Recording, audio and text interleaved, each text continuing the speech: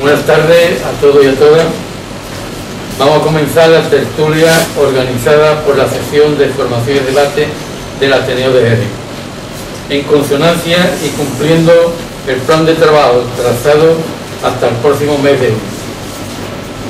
Como todos conocéis el tema, es el sindicalismo y los sindicatos, que después de estas elecciones municipales y sus resultados aún nos pone a los sindicalistas en un desafío mayor del que teníamos.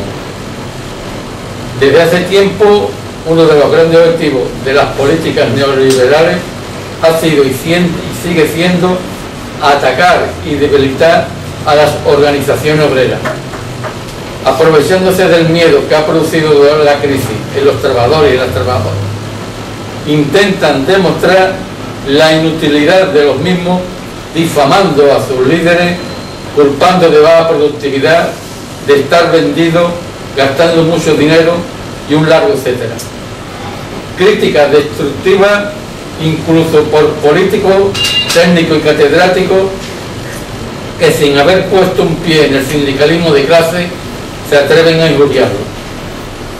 El Ateneo intenta que a través del diálogo y el respeto expongamos nuestras opiniones sobre tan interesante tema. Previamente, para situarnos sobre el tema, contamos con la colaboración de dos grandes sindicalistas históricos, auténticos y expertos, como son Adolfo Sánchez Carrasco y José María Gaitero Rosado. Los dos se iniciaron en la clandestinidad en la USO de aquella época y luego más tarde en el CLAR. Más tarde Adolfo se afilió a la CNT para terminar la CGT. Es secretario jurídico de la CGT en Andalucía. Trabaja en la cooperativa CEFA, nuestra cooperativa, desde el año 78 y jamás ha estado liberado. José María Gaitero pasó a Comisión Obrera, en donde ha ocupado un puesto de responsabilidad en la Federación de Alimentación. Ha estado en la lucha de muchísimos conflictos, huelgas, encierros, etc. Su jubilación la está aplicando dando cursillos a los delegados y delegadas. Persona de una rectitud igual que Adolfo, de una entrega total, jugándose el puesto de trabajo, el bienestar de sus casas, etc. Con una conciencia de clase y un gran sentido de servicio a la clase trabajadora. Los dos han sido invitados a participar personalmente y no vienen en representación de sus sindicatos. Muy corto me quedo en la presentación de ambos compañeros, pero por razones de tiempo tengo que parar. Por si se me olvida al terminar el acto, quiero expresar en nombre del Ateneo y de la sección de formación y debate muchas gracias a los dos. Ha sido para nosotros un gran honor. Y entonces vamos al lío. Durante media hora los ponentes pondrán sus opiniones y a continuación abriremos diálogo. Se pide la palabra y yo la otorgo. Luego respetemos las diferentes opiniones y pareceres en las intervenciones. Muchas gracias por vuestra asistencia. Entonces, Pepe. Sí, media hora. Bueno, la cuestión no es que se tenga más tiempo o menos tiempo, sino lo importante es que actos de este tipo se repitan, se reproduzcan en muchos otros lugares, porque creo que hoy en día es muy importante llegar a analizar la situación del sindicalismo en este país. Otros lo harán por la situación política, pero yo creo que en este caso, y lo que a mí siempre me ha interesado más, es qué hacer, qué postura tomar un sindicalismo que está siendo desbordado por arreglar el sistema económico al que teóricamente debe ir. Me hablaban de hablar de la historia del sindicalismo. Yo soy el débil de historia y lo único que voy a atrever a hablar es la parte de historia que he visto, la que he conocido, la que he vivido, y por lo tanto me voy a remitir a la época del franquismo y no voy a hablar de la historia anterior a que sí la tiene, el movimiento sindical en este país. Pero entiendo que el sindicalismo de hoy es un poco heredero de la situación que se creó durante la dictadura del franquismo. El franquismo terminó con toda la militancia, terminó con todos los cuadros y en definitiva dejó un blanco al movimiento obrero. Los partidos políticos normalmente han hablado, han hecho su cuenta de que le supuso el golpe del Estado de Franco, pero creo que fue la clase obrera la que salió más perjudicada, la que tuvo peores consecuencias, más graves, incluso físicamente la que sufrió más. Como digo, nos encontramos en una situación en la que el movimiento sindical, la conciencia de clase, todo planteamiento reivindicativo es eliminado a tiros, es eliminado a través de los verdugos, y se crea una situación en la que prácticamente hay que esperar a los años finales 50, 60, que es el momento en que nuevas generaciones, niños de entonces de la guerra y los que nacen después, se incorporan al mundo del trabajo y empiezan a ser mayoría en este mundo del trabajo. Porque el movimiento obrero anterior, como he dicho, fue eliminado y prácticamente se le aplicó una estrategia que fue la estrategia del terror. Nuestros padres, los que quedaron de los años 40 y 50, estaban con el marchamen de una estrategia de terror en su mente que le hacía imposible para poder tomar la dinámica de recuperar la lucha obrera y incorporarse a ella. La mayoría no lo pudieron hacer, salvo excepciones muy importantes que hay, pero la verdad es que hubo, lo que quiero decir, hubo un rompimiento total entre el pasado y el presente de esa época. Es cierto, y empieza a recuperarse el movimiento obrero, y bueno, no lo hago en una actitud de querer especificar quiénes son más importantes o no, sino en realidad como. Y en España prácticamente empieza a recuperarse la conciencia obrera a través del Partido Comunista y a través de organizaciones apostólicas. Estas son un poco las dos corrientes que empiezan a surgir a finales de los 50, finales de los 60, la CEUAD y Partido Comunista. Esta es prácticamente la base que va a regular el futuro de la lucha obrera en este país. Hay algo y un detonante importante y que se deberíamos de analizar, y era la negociación colectiva. Coincide que en el año 58 hay un decreto ley en el que se regula el derecho a la negociación colectiva que antes no tenían reconocido los sindicatos.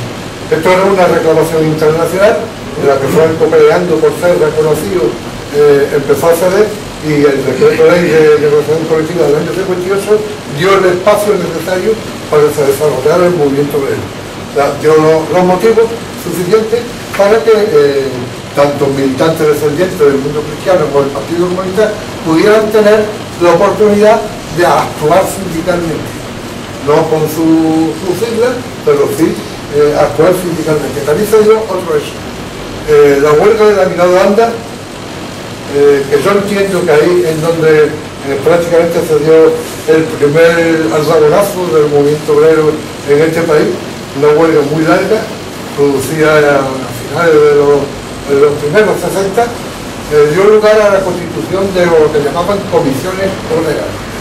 Y no lo digo porque fuera ese el sindicato que hoy existe, que se llama Comisión Obrera. Fue una alianza de militantes apostólicos y del Partido Comunista. Hizo frente a una lucha tremenda y fue para la eliminación del jurado de empresa en aquellos tiempos.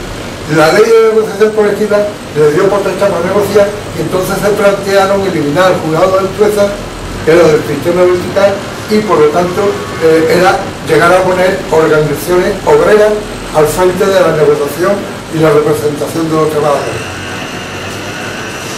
Esa era la intención de Comisiones Obreras, que era prácticamente, como repito, una alianza de estas dos líneas ideológicas, si queremos llamarle, poder usar.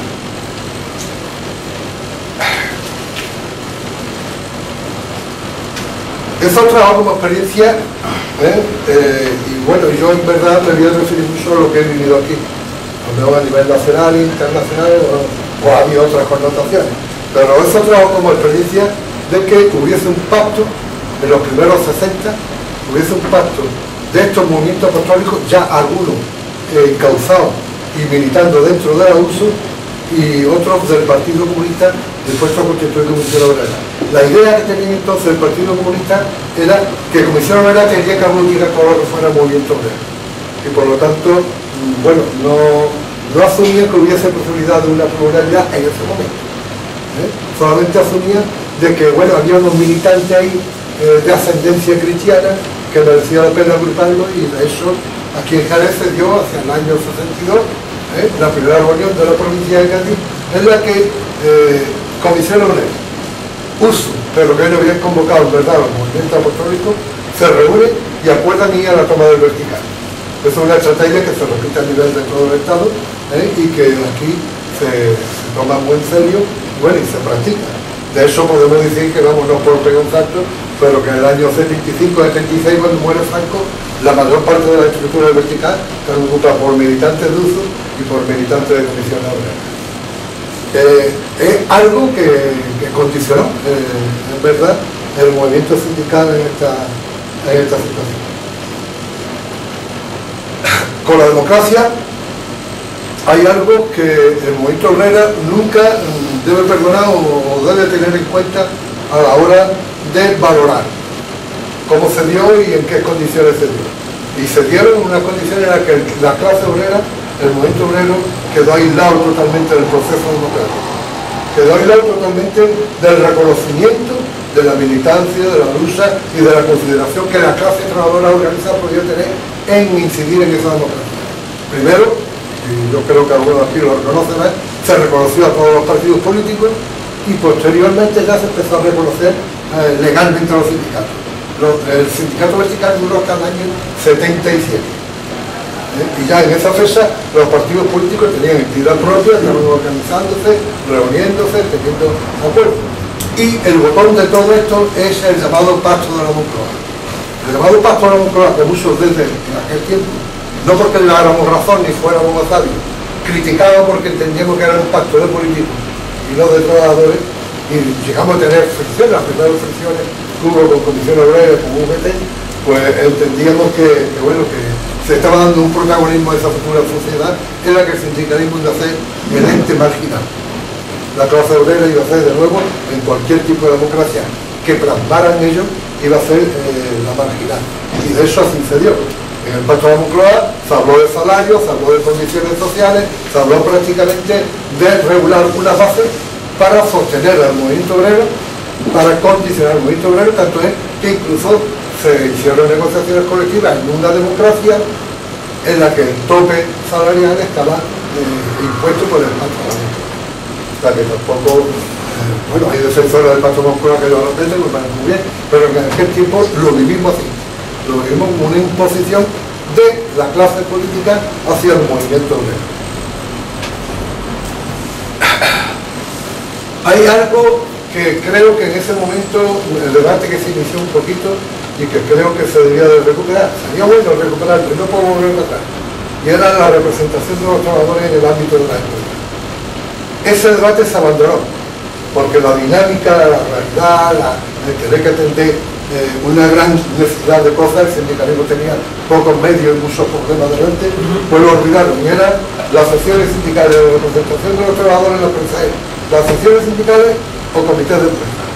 Ese debate se inició, ese debate quedó aislado y apartado, en algunos incluso organizaciones sindicales, como la CNT, contaron decisiones dentro de ellos, pero la verdad es que el movimiento sindical dejó de discutir eso. Y entiendo que es algo que debe ser discutible viendo la realidad que hoy hay del movimiento obrero, viendo la realidad que hoy hay de la distancia entre el movimiento obrero en general y los sindicatos.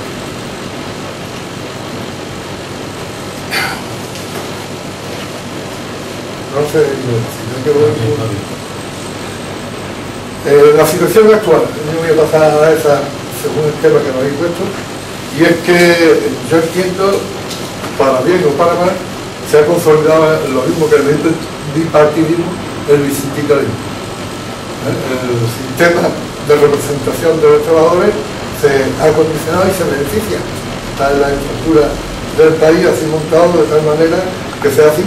Y bueno, esa es una realidad que está ahí y que, guste o no guste, será cuestión de condicionarla, pero con militancia. Lo que no se va a condicionar es con descalificación. Con militancia y mayor eficacia en el movimiento sindical. Hay otro problema, y estamos hablando de la situación actual, y es la baja afiliación. La afiliación que tiene el sindicalismo en este país es bajísima. Bueno, pero os pongo un ejemplo.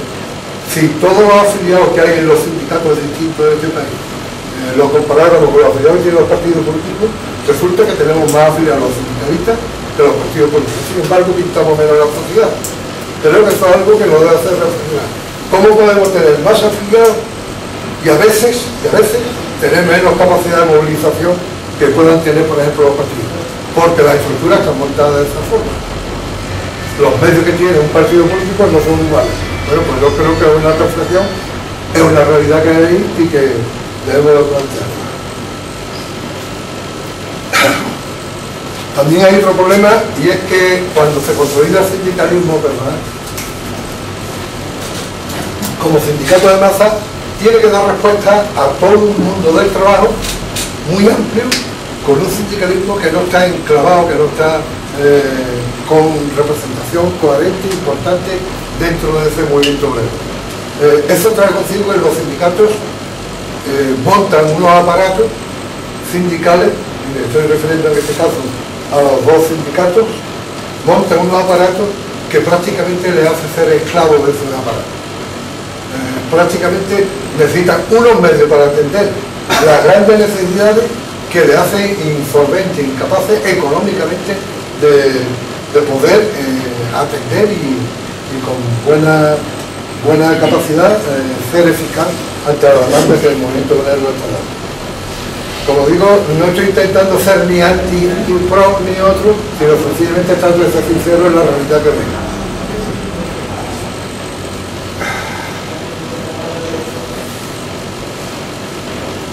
Hay una situación que corresponde a la situación actual, la verdad que se está iniciando y va a tener mayores consecuencias, y es la crisis económica.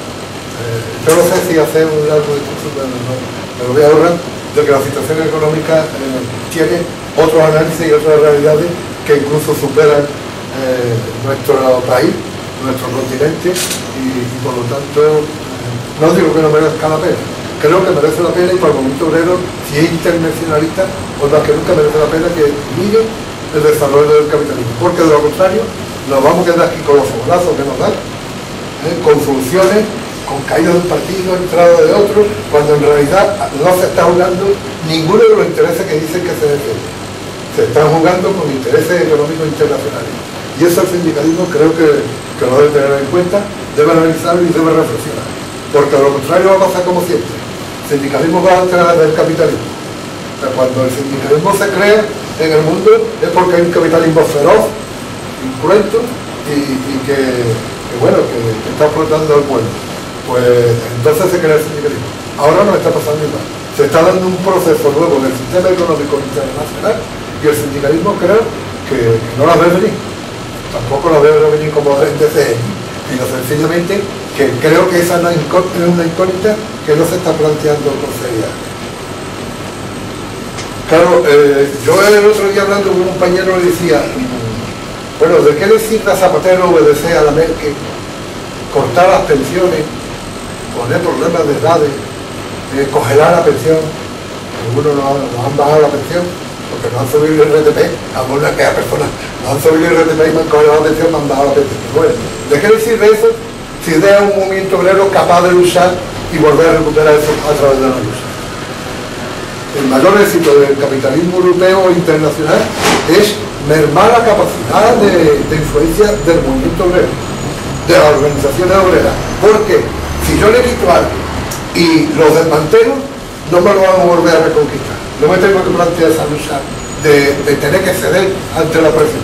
Y esto se ha dado en los últimos, yo diría en el último año, con mucha incidencia. Y por desgracia los trabajadores, los interesados del movimiento obrero, cayendo en esa situación, ¿no? O sea que no es un problema solo de la estrategia del gran capitalismo, sino que nos estamos volviendo hacia un debate interno, de crítica interna hacia nosotros, que es bueno que se haga, y nos estamos olvidando de la crítica externa que tenemos que hacer, de la gente externa que nos condiciona en nuestra vida. Yo creo que eso hace falta también, vamos, lo diría yo, como debate del futuro. La realidad que veo ahí hay un CES, que es la Confederación Europea de Sindicatos, que prácticamente lo que hace es participar en la institución europea. Y es más, cuando hay una crisis económica tan grave, cuando en toda Europa se están sufriendo las mismas consecuencias, atacando a los más pobres, recortando prestaciones sociales, haciendo más difícil la edad de la jubilación, cuando se da por todas esas medidas, no entiendo para qué quiero un sindicato europeo que no se plantea la lucha contra eso. Quizás se plantea un día de huelga. Parece ser que Tosso, al ocupar la presidencia, ha empezado anunciando un día de huelga. Quizás se merezca un día de huelga, pero yo creo que un día de huelga nunca ha sido capaz de derrotar el capitalismo. Y con eso no estoy diciendo una huelga de 90 ni de 100 días, que algunos cuando hemos estado en huelga de 50 y tantos días nos han criticado que estábamos locos. Pero bueno, quizás no sea necesaria esta huelga, pero sí una presencia del movimiento obrero en las calles, una presencia del movimiento obrero de lucha frente a las instituciones, frente al poder. Si eso no se hace, el capitalismo puede tener un día de fiesta al año más. No problema. No, su desarrollo económico no es problema, y además quemándose los sindicatos convocantes, porque si no van todos, se están quemando los sindicatos. O sea, que el doble juego está hecho y está servido. Yo creo que eso, perdonad todo lo que digo, es para que lo reflexionemos y para que lo tengamos en cuenta a la hora de pensar cuál es el futuro. Hay una situación nueva que se está dando, y no lo digo por novedad, por estos jóvenes que hoy están en la calle planteándose una democracia real y bueno, prácticamente criticando todo lo que se menea, porque bueno, porque no están conformes con la vida que le está tocando vivir. Creo que hay algo que el sindicalismo le hace notar a la escucha.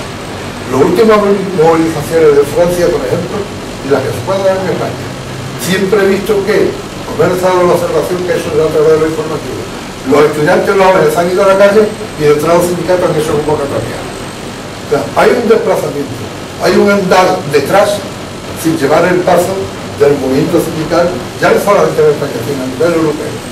Creo que también hay otras cosas que es importante que nos reflejen. Ya afecto el último tema. ¿Sí? La importancia del sindicalismo en sociedad. Yo creo que hay una situación, nosotros como trabajadores, los que estamos aquí, y trabajadoras, necesitamos trabajar para supervivir. No tenemos otra regla o otro medio para poder subsistir, es el trabajo. Esto lo digo porque entiendo la necesidad del sindicalismo. O sea, que no puede ser una pieza caduca, rota, para tirar. Siempre va a ser necesario el sindicalismo, el cual el que hagan los trabajadores, por supuesto. Pero vamos a tener que seguir siendo trabajadores, porque para supervivir vamos a tener que trabajar. Todo el sistema económico que se plantea en una empresa sufre la debilidad del trabajador. Es un instrumento, es un medio de producción, nada más, y no tiene ninguna otra respetabilidad suficiente. El sindicalismo es necesario y creo que se lo tendrían que inventar si no existiera, porque para esa supervivencia necesitamos el salario. Salario es vital, necesitamos tener regular una jornada, necesitamos tener una salud y una seguridad. Creo que esto justifica el presente de hoy la importancia del sindicato. La dignidad de la persona, pues también creo que hace falta una fuerza, una corriente que defienda la actitud del ser humano, del trabajador como ser humano, y la lejanía que debe tener de lo que debe ser un instrumento, un número, una máquina. La capacidad que da y la posibilidad que tiene el sindicalismo también de crear opinión, libertad, participación. No hay instituciones específicas para trabajadores en las que puedan los trabajadores tener una estructura donde dar su opinión, donde defender su idea, donde buscar coalición con otros. Ese es el sindicalismo. Creo que hay algo, y ya por resumir un poco en este camino, y es que si la clase obrera tiene problemas comunes, tiene que buscar soluciones comunes. Nunca ha sido posible que ante problemas comunes se puedan salvar 1, 2, 3 diciendo que han solucionado el problema. Todo lo contrario, lo han agravado. Y los que hemos militado mucho dentro del ámbito de las empresas lo sabemos muy claro. Que cada vez que ha habido una situación en la que cualquier pacto, cualquier acuerdo se ha individualizado, se ha dado por un grupo humano, después ha hecho mucho más difícil consolidar un movimiento obrero dentro de ella, una lucha, una capacidad de defensa de sus intereses comunes.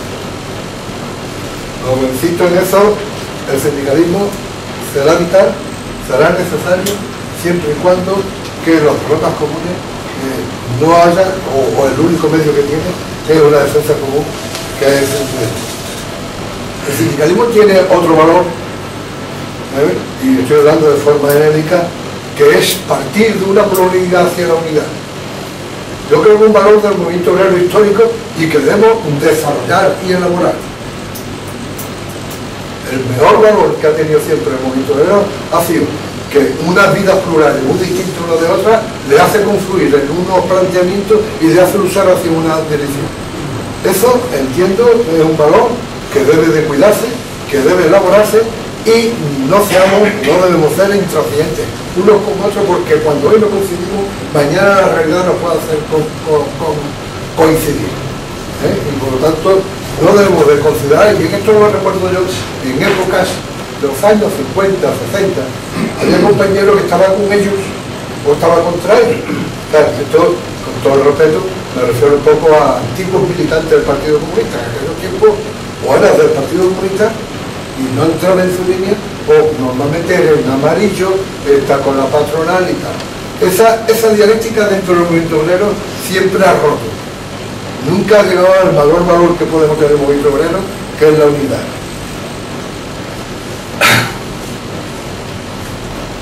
Ya hablo del futuro, lo hacemos corto, ¿no? Porque el futuro lo tenéis que crear para ver ustedes. Yo por desgracia está para cuidar. Yo entiendo que el futuro sindical tiene que partir y tiene que consolidar una corriente autonómica o independentista de cualquier poder ajeno al movimiento obrero, pero no sean palabras, sino que en la práctica real y diaria la autonomía sindical sea un nexo tangible, que no esté escrito en un papel, que no se defienda en reuniones, en asambleas y tal, sino que el sindicalismo, para poder responder al sistema económico que hoy se está dando, al sistema político que incluso está colaborando con ese sistema, y me refiero político de la mayoría, tiene y necesita mucho la autonomía sindical. Si no, es muy difícil que un sindicalismo se consolide ante el grave atentado que a nivel internacional se está dando contra el sindicalismo. El sindicalismo, y eso es algo que hay compañeros que han caído, otros que no, debe tener su propia corriente ideológica.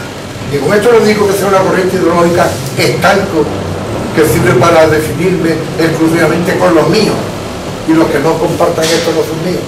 Una corriente ideológica de empezar a debatir y a pensar qué sociedad futura necesita, qué política hay que desarrollar para que se cree un mundo en el que la explotación no sea tan desastre o no exista, o que la dignidad de la persona esté por encima de los intereses económicos. Ese debate creo que lo tiene que recuperar, lo estoy refiriendo ahora al sindicalismo europeo. Todo el sindicalismo europeo debe de recuperar el debate de tener sus propias metas o objetivos, objetivos sí, políticos que quiera tener. Debe tener también un planteamiento sobre la economía. O sea, históricamente, y lo último que se ha estado viviendo, la dinámica es así, por desgracia, y yo creo que hemos caído todos, nos sentamos algunas veces a discutir, a negociar, y al final valoramos la subida, salida y tal. Y nos olvidamos un poco del sistema económico, que a través de ese sistema se está consolidando. Entiendo que también tiene que tener alternativa económica al mundo. Y va a un mundo que está cambiando. Un mundo que yo aquí lo digo entre amigos y lo está pensando, un mundo en el que el sistema económico capitalista que estamos viviendo va a dejar de darnos muchas miserias, va a dejar de darnos muchos restos de su banquete y lo van a trasladar esos intereses económicos a otras partes del mundo. Eso se está vislumbrando ya.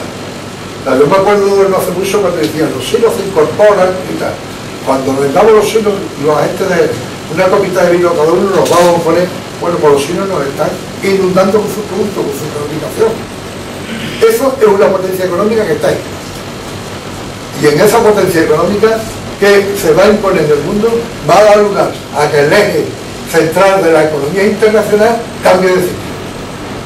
Y eso lo tenemos que plantear con mucha seriedad. Si queremos pasar a ser Y es posible que tenga que ser así, hacer los parias de la tierra, en el sentido de que haya otras clases trabajadoras que disfruten de esas migajas del capitalismo y nosotros no podamos. Esto se lo debe plantear porque los políticos no se lo plantean. Los políticos, aunque lo vean internacionalmente moverse y se mueven hasta el avión y van por el mundo entero, algunas veces su actuación es muy casera, muy personal, muy de interés de su partido, muy interés del voto que lo va a renovar en el poder. Y perdonad, yo sé que aquí hay políticos, no pienso eso de todos los políticos, sino de una forma genérica de cuál es la realidad. Y creo que eso en Torero, a través de sus propias organizaciones, esa estrategia, esa ideología, ese planteamiento, se lo tiene que hacer. Los empresarios lo quieren muy claro.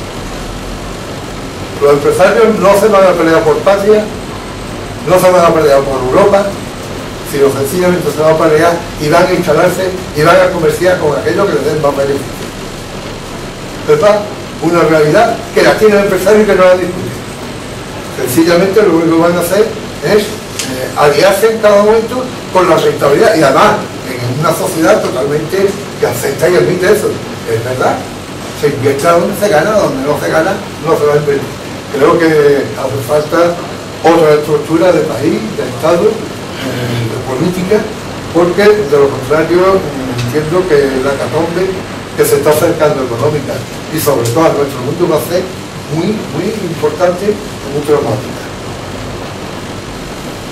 El centro del poder económico, como digo, está cambiando, el sindicalismo no lo ve y, bueno, de la noche a la mañana es posible que en la evolución del tiempo pues nos encontremos incluso con incapacidad. Si tenemos unas estructuras sindicales adecuadas a nuestro terruño, no tenemos posibilidad de contestar a ese gran energúmeno que es el sistema económico actual.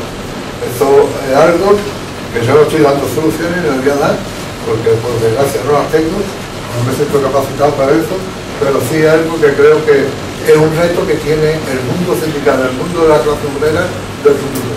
Y en esto yo quisiera terminar diciendo que el mundo obrero no tiene por qué conocer, y no con eso digo despreciar cualquier otra actitud, por ejemplo la actitud política, pero el mundo obrero debe de identificarse mucho con sus propias organizaciones, con organizaciones que dominen, con las organizaciones que puedan tener podida de la mano y desconfiar mucho de los ajenos, porque los ajenos de los socialistas que están a las órdenes de Angela Merkel y que nos van a meter en lo que quieran meter. De eso, bueno, ya lo tenemos.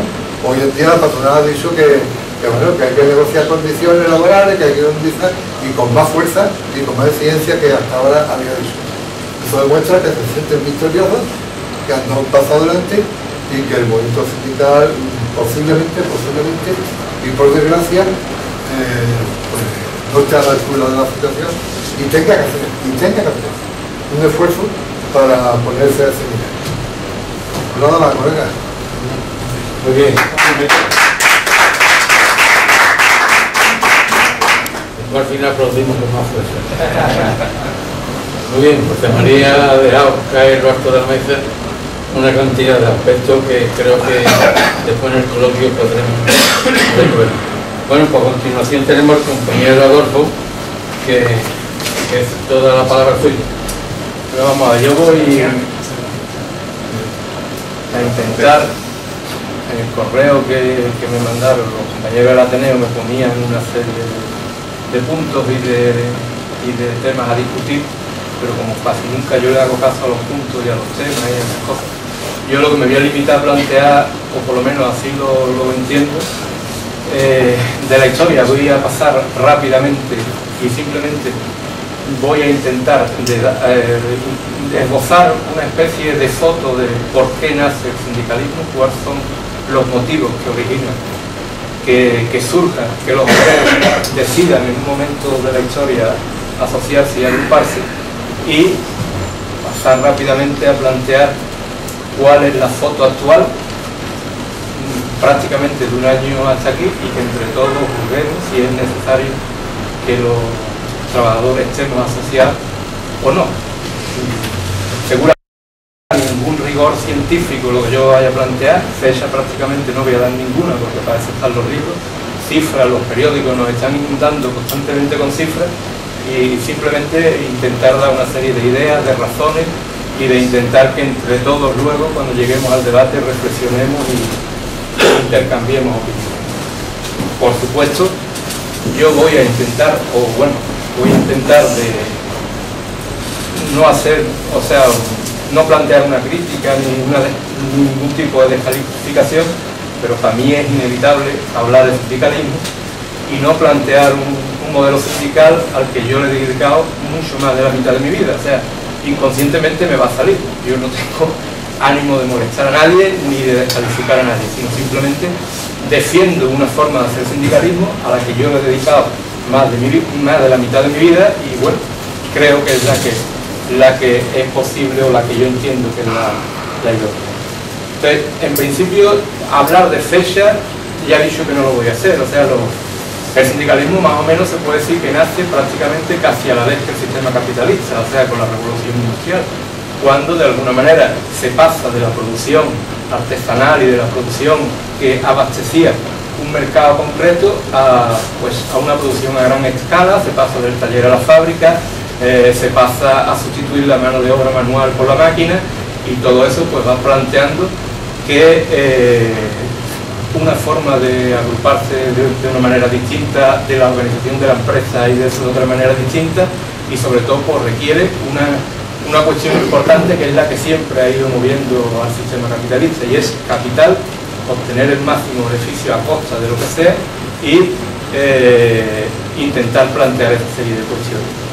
Creo que todos sabemos cuáles eran las condiciones de trabajo que se daban en esa época. O sea, en cuanto a la jornada, pues jornada de 14, 15, 16 horas, trabajaban las mujeres, trabajaban los niños, salarios bajísimos, no había ningún tipo de estabilidad en el empleo. Todo eso hace que los trabajadores lleguen un momento en que tomen conciencia de que son una clase distinta, que sus intereses son distintos, y que para hacerle frente a eso es necesario agruparse y necesario plantear una serie de cuestiones. En un momento dado se entiende, se forman las organizaciones obreras, que con el paso del tiempo van evolucionando y se van convirtiendo en sindicatos. Todas se marcan dos tipos, prácticamente se marcan dos tipos de objetivos: uno a corto y medio plazo, que es intentar solucionar los problemas del día a día, intentar tener un salario justo, que la remuneración sea equitativa a los beneficios del capital, los horarios, la salud, toda esa serie de cuestiones, pero no pierden de vista un objetivo final, que es transformar esa sociedad. O sea, a ellos o a la clase obrera no les vale ese tipo de sociedad, y se plantean como alternativa cambiarla. Eso prácticamente yo creo que ha sido la constante a lo largo de la historia del movimiento obrero, el dar respuesta a los problemas cotidianos e intentar cambiar la sociedad. Eso sencillamente está pues plasmado en el primer congreso de la Primera Internacional en Ginebra en el año 1886. Hay dos declaraciones que engloban prácticamente todo eso, ¿no? Que la emancipación de los trabajadores debe ser hecha por los propios trabajadores, y que el objetivo es construir una sociedad sin ningún tipo de diferencia y sin ningún tipo de diferencia entre ninguna de las personas, ¿no? Eso va evolucionando a lo largo de la historia. No me detengo porque creo que más o menos todos lo vamos conociendo, y el sindicato creo que va o bien por las necesidades del día a día, por los acontecimientos de dar respuesta rápida a la situación, va olvidando el ideal final, el ideal de transformación de la sociedad, y poco a poco se va convirtiendo en un sindicato que lo que va es dando respuesta a los problemas del día a día y un poco abandonando el ideal revolucionario. Esto llega un momento en la historia que la Revolución Rusa plantea un ardabonazo al sistema capitalista, y el sistema intenta darle una respuesta rápida, que son los regímenes fascistas de Alemania, España, Francia, Italia, e intentan reprimir a la gente con el terror y el horror. Cuando eso le sale mal, después de la Segunda Guerra Mundial, pues plantean lo que es el pacto social. O sea, El capital está dispuesto a dejar parte de sus beneficios para construir el estado del bienestar. En unos países pues, con mayor tradición y mayor tolerancia, y nosotros, como siempre hemos llegado tarde a todo, pues nos coge un poco sin ni siquiera construir el estado del bienestar. Esa situación pues sigue evolucionando, se sigue planteando, pero a principios, finales de los 80, cuando el neoliberalismo se da cuenta de que ya no es necesario seguir manteniendo esa serie de estructuras, yo entiendo que rompen el pacto.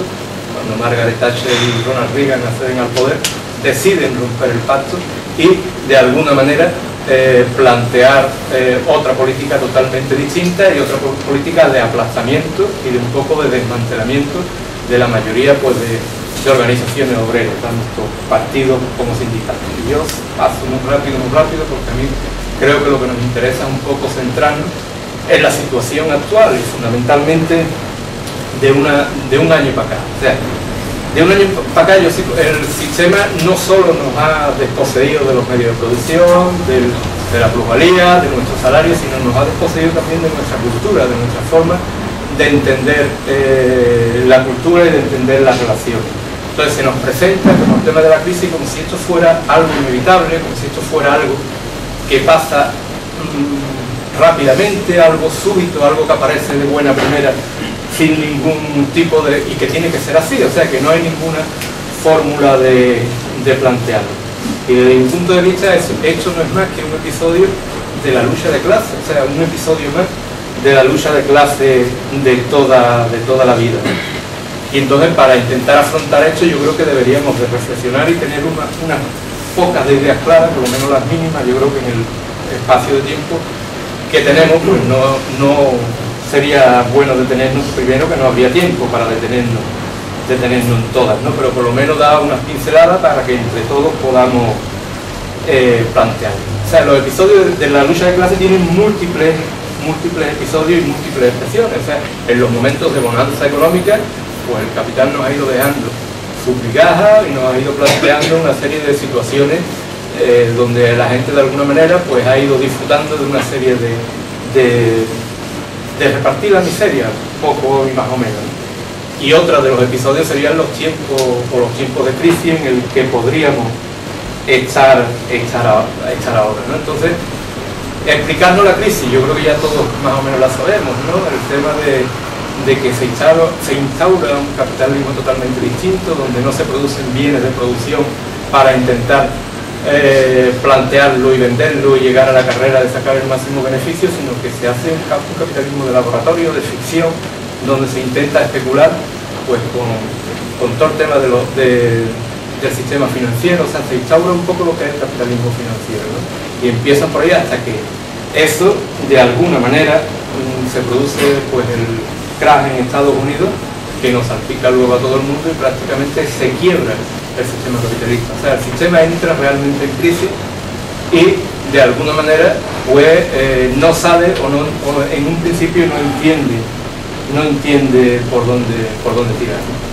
Y si nos situamos en España concretamente y analizamos cuál ha sido la actuación del presidente del gobierno, y no por personalizarlo en la figura del presidente del gobierno, sino de nuestros dirigentes políticos, en principio una primera fase de esa historia es ignorar la crisis. O sea, plantea que no existe crisis, se plantean que hay que bajar los impuestos, como diciendo que una bajada de impuestos hace políticas de izquierda, cuando desde mi punto de vista es todo lo contrario. O sea, si el Estado no es capaz de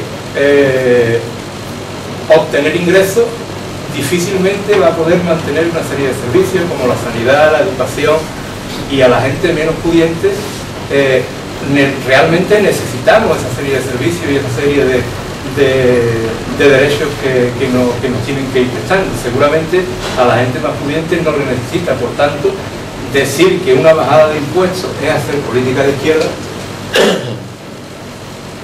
me parece que es un poco intentar confundir a la gente o no saber dónde se está de pie.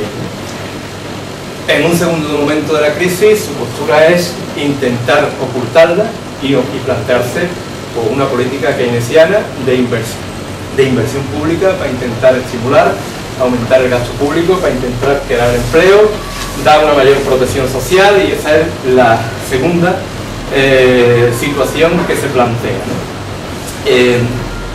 Y en un tercer momento, lo único que se plantea es financiar los bancos, o sea, dar cantidad ingente de dinero de todos nosotros para intentar reflotar la banca e intentar sacarlo del atolladero en el que estaban metidos. Y en un cuarto momento, cuando el capital ya se siente fuerte, ve que está saliendo de la crisis, pues intenta volver pues a lo mismo de siempre. O sea, intenta especular, intenta volverle a cobrar al Estado o volver a sacar beneficios del propio Estado. O sea, lo único que se hace es un poco convertir la deuda privada en deuda pública. O sea, efectivamente el gasto público se aumenta, claro que se aumenta, pero no se aumenta solo con las prestaciones sociales, no se aumenta solo con los servicios, sino se aumenta de una manera brutal y abismal, pues financiando el sistema bancario, o sea, dándole liquidez al sistema bancario. Es una cosa, bueno, inmoral, en el sentido de que se gastan una cantidad enorme de millones de euros, de dólares, de lo que queráis decirle, y sin embargo la Organización Mundial de la Salud intenta conseguir 900 millones de euros para intentar eliminar el hambre en el mundo y no es capaz de conseguirlo, o sea, no es capaz de conseguirlo. Entonces, fijaros un poco, cuando el sistema capitalista se vuelve fuerte, se cree o ve que ya está saliendo del apuro en el que se había metido, vuelve inmediatamente otra vez a plantear lo mismo, ¿no? Y entonces el capital intenta o empieza a exigirle al Estado, a apretarle para que empiece a devolverle el montón de deuda pública y los intereses que ya ha caído generando esa deuda pública, ¿no? Un quinto momento, el Zapatero se ve agobiado por las instituciones internacionales, por el Banco Mundial, el Fondo Monetario, y de buena primera se da cuenta de que se convierte en neoliberalismo, o sea, entiende que es la mejor manera de salir de la crisis. Un compañero mío en una charla, una tertulia, el otro día planteaba que parece que le pasó como a San Pablo cuando se cae del caballo, que de golpe y porrazo se convierte del tirón. Un poco así es lo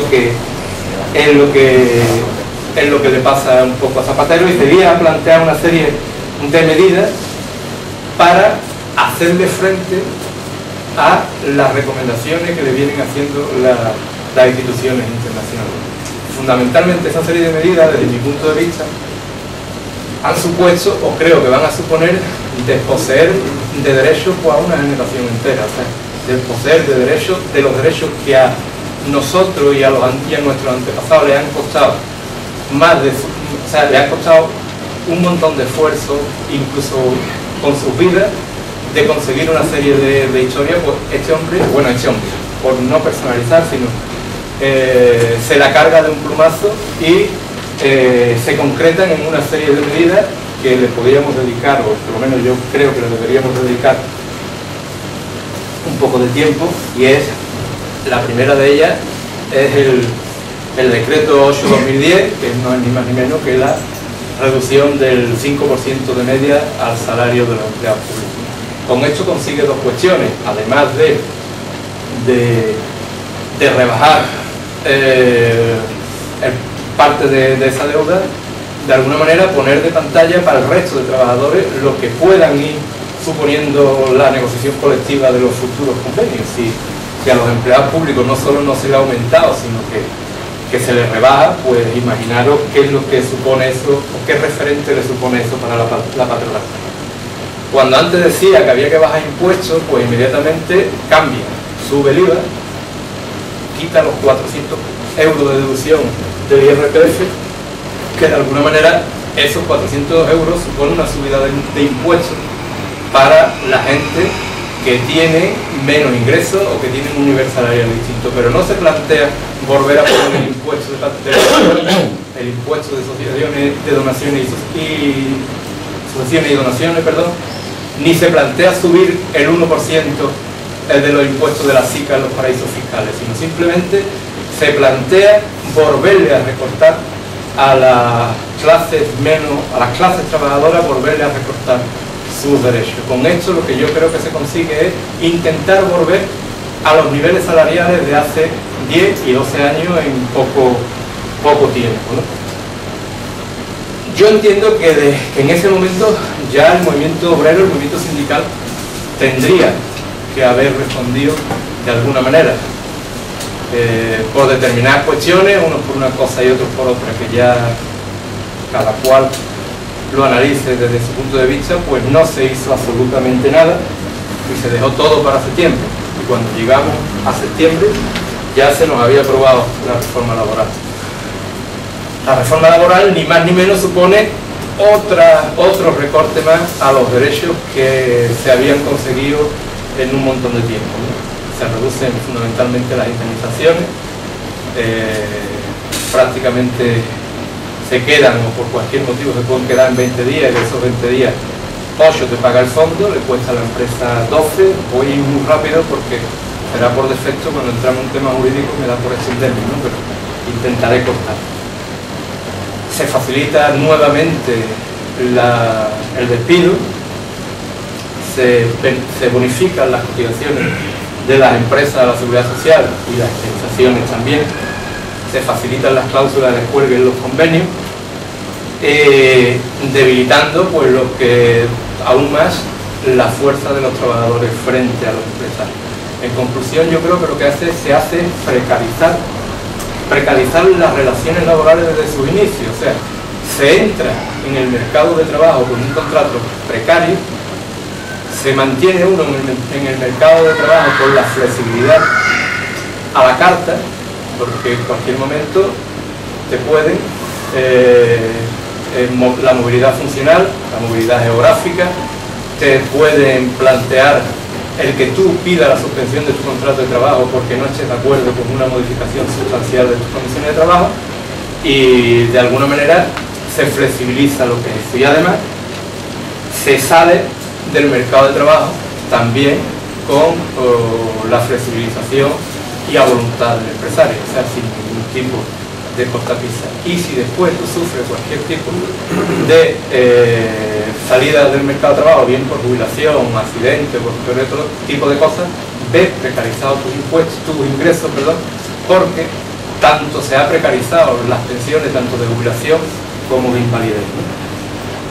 Yo entiendo que la huelga del día 29 tendría que haber sido el inicio de un proceso de lucha o de un proceso de respuesta, pero no el final, ¿no? Y desgraciadamente eso es lo que ha sido, o sea, el final de un proceso de lucha.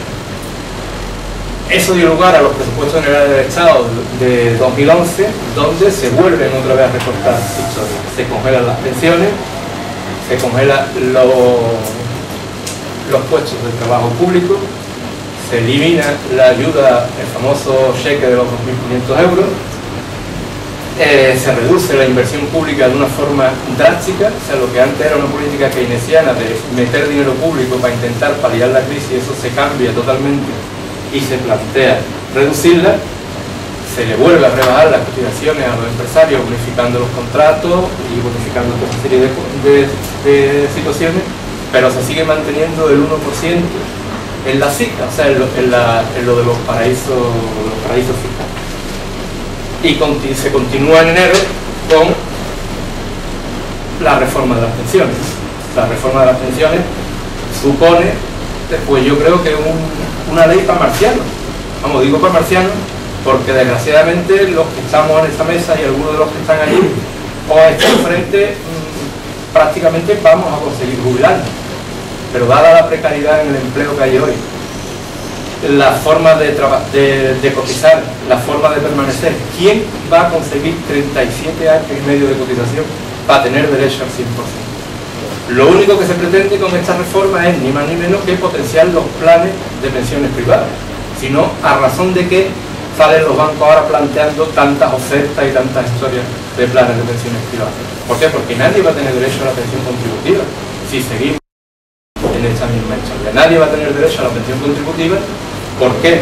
Pues porque o bien no se va a tener la carrera continua de cotización, o no se va a cumplir alguno de los requisitos para tener derecho a eso. Entonces, lo que, como decía ese hombre que ha escrito el libro de Indignado, ¿cómo van a mí a plantear ahora, con el nivel de riqueza que hay, que no existe riqueza suficiente para mantener un sistema público de pensiones, cuando tras la Segunda Guerra Mundial, que es cuando se implantan la mayoría de los sistemas públicos de pensiones, Europa estaba prácticamente destrozada y hubo riqueza suficiente para poder crear?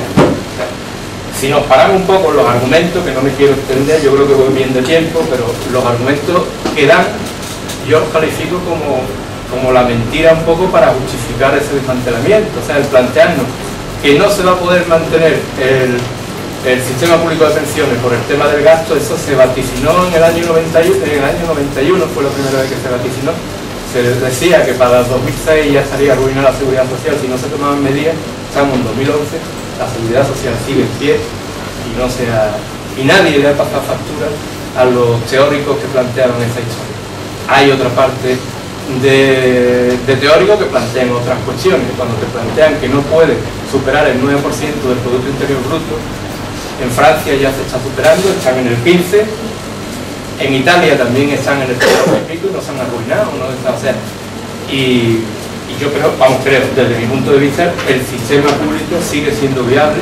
Lo único que no es viable es el montón de dinero que mueve el sistema público, y que a pasarlo a privado se intentó con la reforma de Pinochet en Chile, fue un fracaso total hacerlo drásticamente, y ahora lo están intentando de otra manera.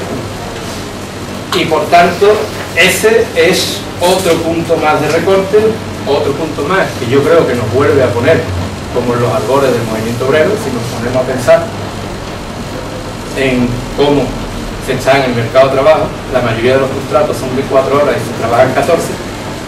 En la mayoría de las empresas, casi todos los servicios están subcontratados. Los niveles de salario están siendo bajísimos, y si nos ponemos a hacer un etcétera, y el movimiento obrero, o sea, el sindicalismo es incapaz de darle respuesta a eso.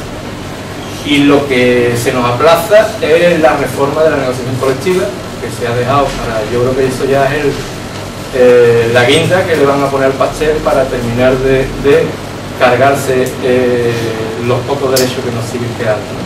Y fundamentalmente el planteamiento que están haciendo es el intentar meter la cláusula de ultraactividad en los convenios. O sea, el convenio colectivo termina su vigencia y las cláusulas normativas siguen vigentes, salvo el salario y lo que se tenga que negociar de porcentaje. Si te introducen esas cláusulas, como por ahí existen ya determinados borradores y determinadas historias que plantean ponerle un tiempo, 1 o 2 años, y si el convenio no se negocia, que desaparezca y se vuelva a la legislación general, supone que volvamos a la tabla salarial del Estatuto de los Trabajadores y a la legislación general. Y dada la forma y el planteamiento que te hace la patronal, fácilmente no se llegará a negociar ningún tipo de convenio colectivo, o se intentará aplazar hasta llegar a las cláusulas de ultraactividad. Esto es un poco el tema de la crisis. O sea, no es una cosa súbita que haya aparecido ahora mismo, no es, yo qué sé, el terremoto de Murcia que nadie se lo esperaba y que pasó en ese momento, sino es un episodio más de la lucha de clase, ¿no? Es un episodio más de lo que planteaba un poco Pepe antes. El sindicalismo siempre ha ido a remorque de lo que ha ido haciendo el capitalismo y ha sido capaz de asimilarlo, y ahora se plantea desmantelarlo totalmente, ¿no? de esa manera. Se trata de la misma lucha de toda la vida, o sea, no es una lucha nueva, se trata de la misma lucha que se plantearon en los albores del movimiento obrero, con el agravante de que el capital financiero se ha mundializado y que estamos en una sociedad donde es un modelo de derroche de civilización, donde por todo lo que se está intentando o estamos llegando al agotamiento incluso de los recursos naturales del planeta.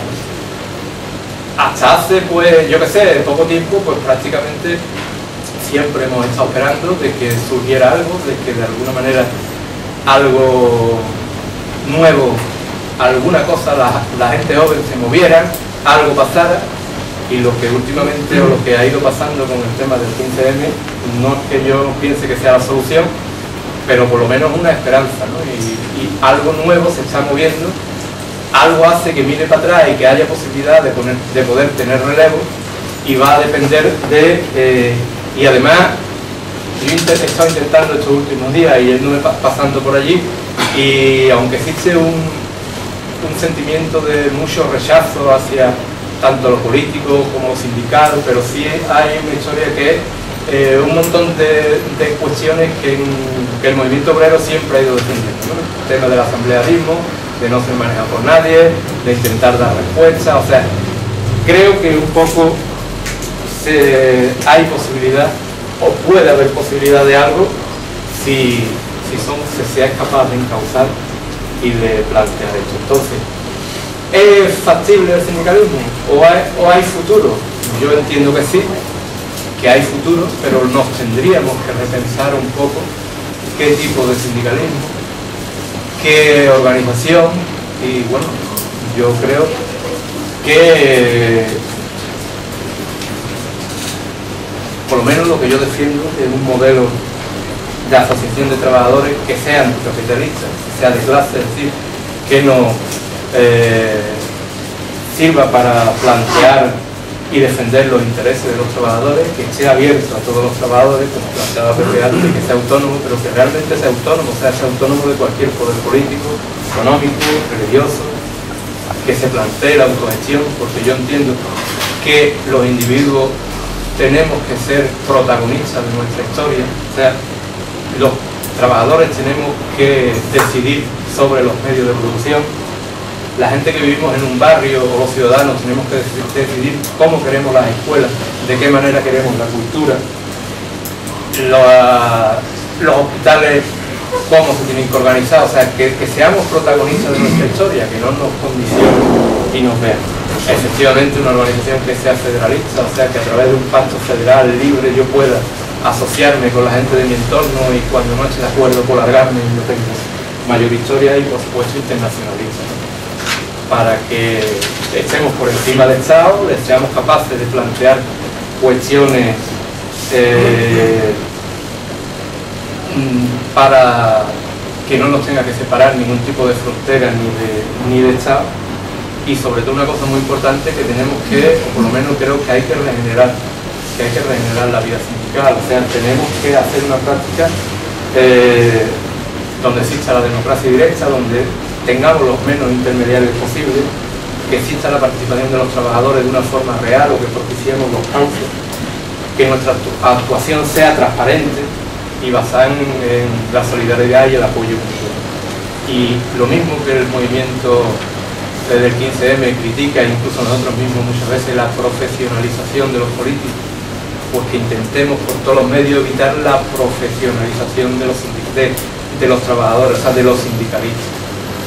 Yo me merecen todo el respeto las personas que están dedicadas a cualquier organización y trabajan en ella, yo no los califico, pero yo pienso que debería de limitar la cuestión de las liberaciones y que no fueran totales, que fueran parciales, toda esa serie de cuestiones, lo mismo que el tema en la política, en los ayuntamientos, de los concejales y toda esa serie de historias. O sea, tenemos que seguir siendo trabajadores, tenemos que seguir conociendo cuáles son los problemas de los trabajadores y no desvincularnos totalmente del mundo del trabajo y ver qué es lo que está sucediendo.